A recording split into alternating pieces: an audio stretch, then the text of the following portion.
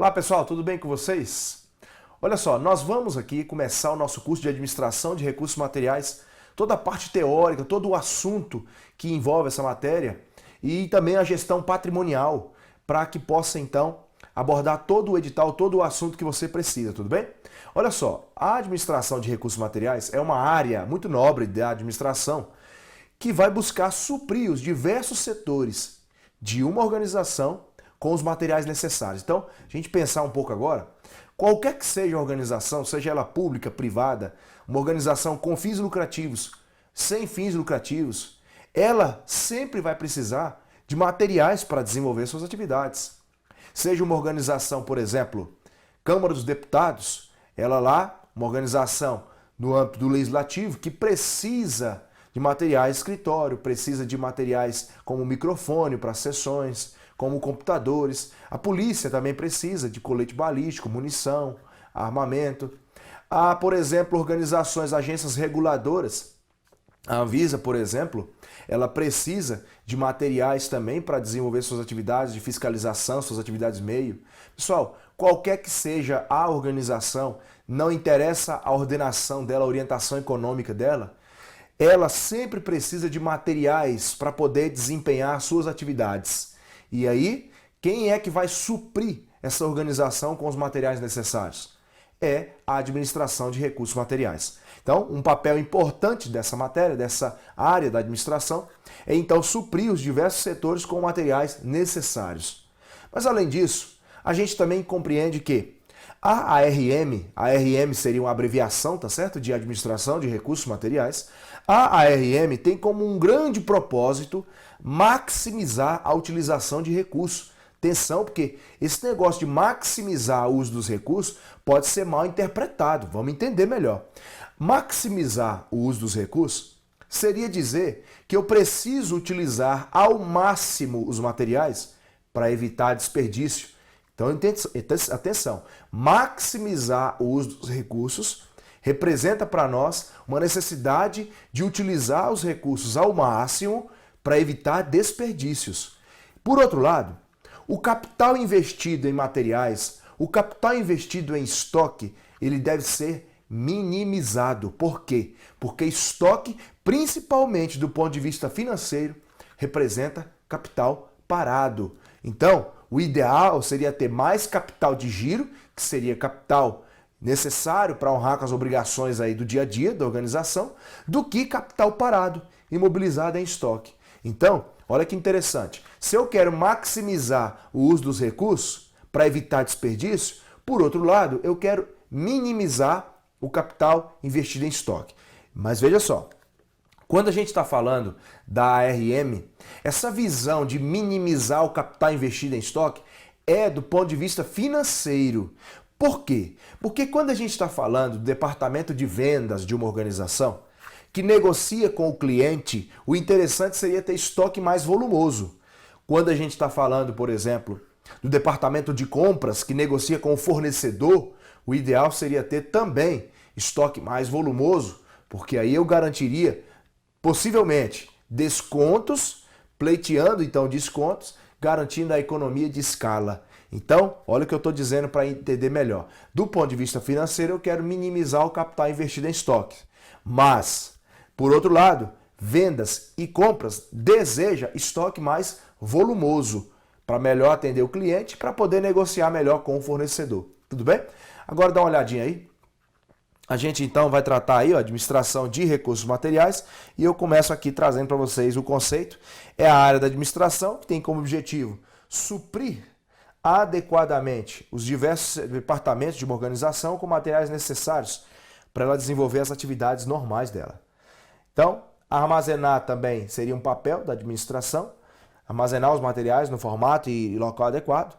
Minimizar os níveis de estoques, veja, minimizar os níveis de estoques, principalmente do ponto de vista financeiro, mas também não posso minimizar prejudicando a organização. Então eu vou minimizar, mas sem prejudicar as operações. É interessante que essa política de reduzir o volume de estoque, ela é super cautelosa. Por quê? Eu também não posso diminuir o volume de materiais a ponto de faltar, ou seja, a ponto de ocorrer a chamada ruptura, que é a falta de materiais. Então eu preciso obrigatoriamente tomar cuidado com essa questão de reduzir, de minimizar os níveis de estoque, porque pode ocasionar na ruptura. E aí a ruptura é a falta de materiais, é o estoque zero e traz grandes prejuízos também para a organização. Voltando no slide, dá uma olhadinha. O principal objetivo da ARM, Administração de Recursos Materiais, é otimizar a utilização dos recursos materiais. Isso quer dizer que eu busco maximizar o uso dos recursos, a fim de evitar desperdício. Como eu tinha comentado com vocês, então eu vou maximizar o uso dos recursos para evitar desperdício. Por outro lado, a gente precisa compreender então que na gestão de materiais eu preciso atuar como conciliador dos interesses conflitantes. Por quê? Porque o interesse do financeiro é reduzir o volume de estoque, do compras e vendas é aumentar esse volume de estoque. Existem então interesses aí conflitantes e eu preciso conciliar. Conciliar os interesses do financeiro com vendas e compras. Eu preciso então fazer o quê? Achar um equilíbrio, minimizar, mas sem deixar faltar também para ninguém. Tudo bem? Então, são áreas da administração de materiais. Vamos lá. Nós temos aqui atividades características da ARM. Nós temos aqui a gestão de estoques, uma parte muito abrangente.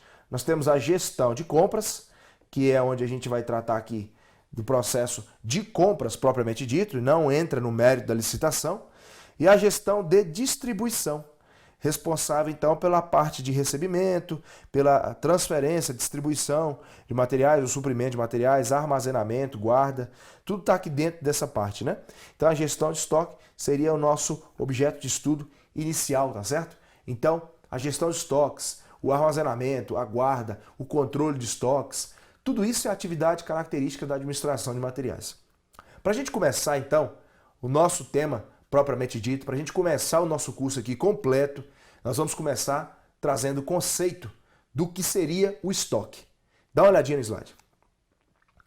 O estoque, para nós, é toda porção de recurso material armazenada para ser utilizada em tempo oportuno, ou qualquer outro tipo de recurso material acumulado em um sistema de transformação. Nesse caso, esse último conceito aqui, que é o conceito de acumulado no sistema, recurso material acumulado no sistema de transformação, é trazido por este autor aqui. Então eu queria que você entendesse o seguinte, nós vamos começar falando da gestão de estoques. Primeira coisa, pessoal, o que é estoque? No dia a dia das organizações, o estoque é considerado um local, um espaço onde se guarda materiais. Mas aí está um primeiro erro, um erro técnico, um erro teórico. Por quê? Porque no dia a dia você utiliza o nome que quiser para o que quiser. Isso é fato. Agora, numa prova, entenda, estoque não é um local. Estoque não é um local onde se guarda materiais. O estoque representará para nós a própria mercadoria armazenada. Então, qualquer material armazenado ou acumulado, você vai constituir aí um estoque. Você vai dizer que representa o estoque. Toda e qualquer porção de recursos materiais armazenada. E aí diz, para ser utilizado em tempo oportuno. Pessoal, quando a gente diz para ser utilizado em tempo oportuno, esse é um pedaço do conceito que é redundante. Por quê? Aquilo que você armazena e acumula, certamente é para utilizar em tempo oportuno. Por exemplo, você tem um computador na tua organização que você não precisa mais. Ele é um material que você não precisa mais. E você decidiu estocá-lo, armazená-lo. Então você tem computadores que foram renovados dentro da organização, então chegaram novos computadores.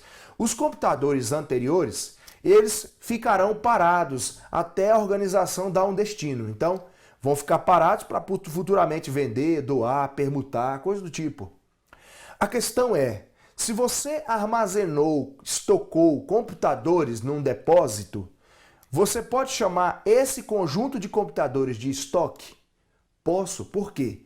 Porque o que interessa saber é, tem material armazenado, acumulado? Tem. Computador é um material armazenado, acumulado. Aí você pensaria, pô, mas não vai ser utilizado em tempo oportuno. Como não vai ser? Claro que ele vai ser. Ele não vai ser utilizado pela organização que o detinha. Mas quando a gente está falando de um material que é acumulado, que é armazenado, certamente existe uma expectativa de utilizá-lo futuramente. Então, qualquer coisa que você armazena ou acumula, Então tem uma utilização futura. Pode não ser tua, mas alguém vai precisar desse material, porque se não fosse assim, você iria destruí-lo, você iria abandoná-lo, mas você decidiu estocá-lo. Então, a estocagem de materiais pressupõe que é para uma utilização futura. Então, entenda o conceito. Estoque é toda e qualquer porção de recursos materiais armazenada e qualquer material acumulado em um sistema de transformação. O que é o sistema de transformação? É um sistema no qual a matéria-prima, que é a base, é o início do processo, vai se transformar em material em processo, depois vira futuramente um produto acabado. Veja, é um sistema de transformação. Tem um material chamado matéria-prima, que um dia se tornará o produto final, produto acabado. Veja, é um processo de transformação. Eu posso acumular qualquer elemento desse? Eu posso acumular matéria-prima, eu chamaria de estoque de matéria-prima. Poderia acumular produto acabado, eu chamaria de estoque de produto acabado. Então, para que você entenda melhor, estoque é toda e qualquer porção de recursos materiais armazenada em um processo de transformação ou qualquer outro tipo de recurso material armazenado.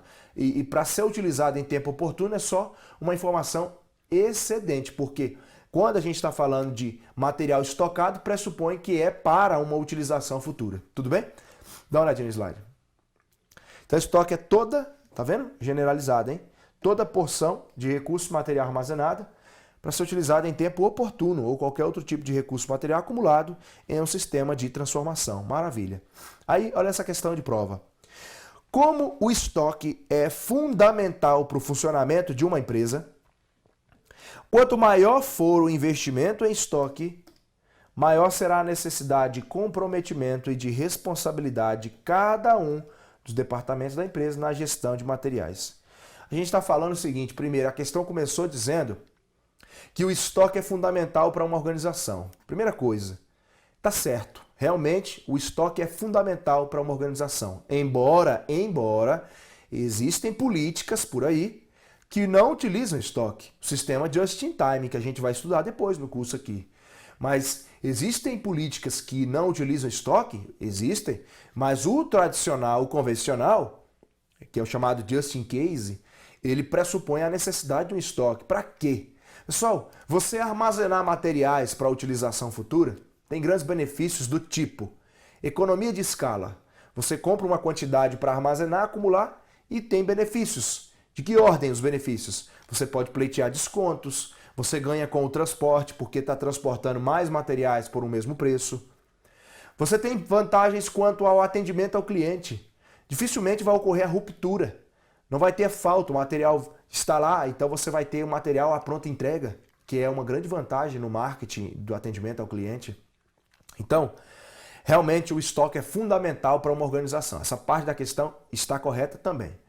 Aí a questão segue dizendo que quanto maior o volume de materiais armazenados, quanto maior esse volume de estoque, maior é a necessidade de comprometimento de cada um dos departamentos da empresa na gestão de materiais. Como você tem maior volume de materiais armazenados, você tem mais capital parado, mais capital investido, imobilizado ali.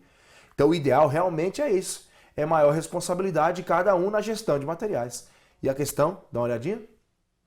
E a questão diz, quanto maior o investimento em estoque, maior será a necessidade de comprometimento e responsabilidade de cada um dos departamentos da empresa na gestão de materiais. A questão está toda correta, tudo bem? A questão está toda corretinha. Agora veja só, por outro lado, a gente tem que entender o seguinte, a política just-in-time então ela é ruim porque não utiliza estoque? Não, pessoal, são diferentes políticas. Não posso dizer que tem a certa ou errada. Todas elas têm vantagens e desvantagens. Por exemplo, no just-in-time, quando não tem estoque, então, como não tem estoque, então não tem necessidade de espaço físico, você gasta menos com a estrutura operacional. Mas por outro lado, você também não tem mercadoria à pronta entrega. Quando a gente está falando do just-in-case, que é o sistema tradicional, esse que tem estoque, ele traz para nós uma grande vantagem, mercadoria à pronta entrega, atendimento ao cliente mais rápido. Então veja, tem vantagens e desvantagens, todos os sistemas, mas eu posso afirmar em prova, como foi o exemplo dessa questão, que o estoque é fundamental para uma organização. Vamos continuar, dá uma olhada. O estoque atua como amortecedor de efeitos negativos, no caso de atraso de fornecedor, aumento inesperado de demanda e oscilação de mercado. Pessoal, se você tem um atraso de fornecedor. Fornecedor, então você já pediu para ele e ele não entregou ainda, atrasou. Você sabe de uma coisa? Tendo uma quantidade boa de materiais armazenada, vai amortecer os efeitos negativos que seriam trazidos pelo atraso. Então assim, quando o fornecedor atrasa e você não tem nada estocado, você está enrolado. Ruptura, para de funcionar. Mas quando o fornecedor atrasa e você tem uma quantidade acumulada, armazenada, pronto, você consegue então, pelo menos por mais um tempo, atender a demanda. Outra coisa que ele então apresentou para nós nesse exemplo, nesse slide, é que quando a gente está falando de estoque, ele é um amortecedor não só no atraso, mas quando há uma oscilação no mercado, um aumento inesperado de demanda. Quando há um aumento inesperado de demanda, você tendo uma quantidade boa armazenada, você garante suprir por mais um tempo, ou seja, você vai amortecer os efeitos negativos do atraso e do aumento do consumo, e mais do que amortecer, você vai neutralizar esses efeitos. Por que neutralizar? Porque o cliente possivelmente pode nem perceber o atraso. Veja, o meu cliente veio e pediu, tem material tal? Eu digo, tem. Mas aí, eu tenho porque está armazenado na minha organização acumulado. O fornecedor já até às vezes está atrasado. Mas o cliente final nem vai perceber por causa do meu estoque. Então ele neutraliza essa questão do atraso de fornecedor ou do aumento inesperado ou sazonalidade no consumo. Tudo bem? Dá uma olhadinha. Vamos começar aqui falando de algumas classificações de materiais que são mais importantes para a gente começar dentro da gestão de estoque. Então esse aqui é um tópico da classificação de materiais, está também no teu edital, você também precisa disso. Mas por outro lado, a classificação de materiais, ela aqui para nós só será antecipada em partes, porque eu preciso falar de alguns tipos de estoque, que é o caso desses aqui. Então veja só, o processo de transformação que a gente estava falando naquele momento era que a matéria-prima se transformaria em produto em processo e que viraria o material semi-acabado e que depois nós teríamos o produto final, que é o material, é o chamado, que será entregue para o cliente, né? Produto final de um processo de transformação. Então nesse caso aqui, ó, primeiro tem que entender o seguinte, todo processo de transformação começa com a matéria-prima. Então a matéria-prima é a base, é o início do processo de transformação. Então a matéria-prima eu posso dizer que ela é constituída pelos insumos. Tudo aquilo que é necessário para iniciar o processo de transformação de um item. Para iniciar, então matéria-prima, dá uma olhada no conceito. Inclui os insumos, ou seja, tudo aquilo que é base para iniciar o processo de transformação. Materiais que irão integrar o produto final e sofrem transformações no decorrer do processo. Veja, para a gente entender que é matéria-prima, primeiro tem que ser a base, tem que ser o início do processo. E detalhe, no finalzinho do conceito de matéria-prima eu coloquei, sofrerá transformação. Ou seja, para ser matéria-prima, ela faz parte do produto final e vai sofrer transformação. A matéria-prima ela não permanece do jeito que está. Agora atenção, a matéria-prima ela vai começar o seu processo de transformação. E quando a matéria-prima começa, então deixa de ser a matéria-prima e vira um produto em processo ou material em processo. Dá uma olhadinha no conceito. Produto em processo, material em processamento são produtos que já iniciaram a transformação, mas ainda não estão acabados. E além desse chamado material em processo ou produto em processo, nós temos também um outro chamado de material semi-acabado. Não está no slide, mas preste atenção. Semi-acabado. Esse nome, semi-acabado, é o mesmo que dizer quase pronto. Quase pronto. Peraí, mas se ele está quase pronto, então não está pronto. Não é o produto final. E se ele está quase pronto, também não é matéria-prima. Então, o material semi-acabado, ele é um material que também está em processo. Ou seja, quer dizer que eu tenho um produto em processo, que é aquele que está no estágio intermediário, e eu tenho o semi-acabado, que também está em processo. As expressões semi-acabado existe só para deixar claro que está em processo, mas quase pronto, ou seja, em fase final do processo de transformação de um item. Tudo bem? Entendeu a ideia? Agora, dá uma olhadinha que depois que o semi-acabado ele vem sendo analisado como o quase pronto, tem muitas vezes um item que vai fazer parte do produto final, mas não sofrerá mais transformação e é um material que não representa também aquilo que eu quero entregar para o cliente. Vou tentar deixar mais claro o que eu estou te falando. Imagine, por exemplo, uma indústria dessa camisa aqui, Gran Online. Essa camisa, ela tem botão. O botão, ele é um material que na indústria dessa camisa já estava pronto. Atenção, o botão já estava pronto na indústria dessa camisa. O botão representa aquilo que eu quero entregar para o cliente nessa indústria? Não, não representa, porque não se oferece o botão, se oferece a camisa com o botão. Ótimo, então eu estou falando aí de uma estrutura em que o botão ele é apenas um pedaço do produto final e que ele não sofre mais transformação. Olha que interessante. Então o botão não é o produto acabado, porque não é o produto final que eu vou entregar para o cliente, mas é o material acabado. É um material acabado, o botão não sofre mais transformação. Então, o material acabado que faz parte do produto final. Mas não é o produto acabado, é o material acabado. Veja, tem diferença entre material acabado e produto acabado. Dá uma olhadinha no slide. Observe, são materiais prontos, tá vendo? Então, material acabado. São materiais prontos, porém não representam aquilo que se oferece para o cliente diretamente. Ou seja, eles irão integrar o produto final. Uma característica relevante do material acabado é que o fato deles não sofrerem mais alterações em sua estrutura. Daí à toa que ele é chamado de acabado. Então a matéria-prima, por exemplo, ela sofre transformação, mas o material acabado não sofre transformação. Ou seja, matéria-prima e material acabado têm diferenças fundamentais. A matéria-prima vai sofrer transformação ao longo do processo e o material acabado não sofre mais. Mas eles têm algo em comum também. Tanto a matéria-prima quanto o material acabado fazem parte do que se chama produto acabado. Então, mais um exemplo para você entender. Numa indústria de tinta, uma lata vazia é constituída por este conceito também. Ou seja, numa indústria de tinta, o que eu quero oferecer para o cliente é a lata vazia? Não, não é a lata vazia. Então, a lata vazia não é o produto final, não é o produto acabado.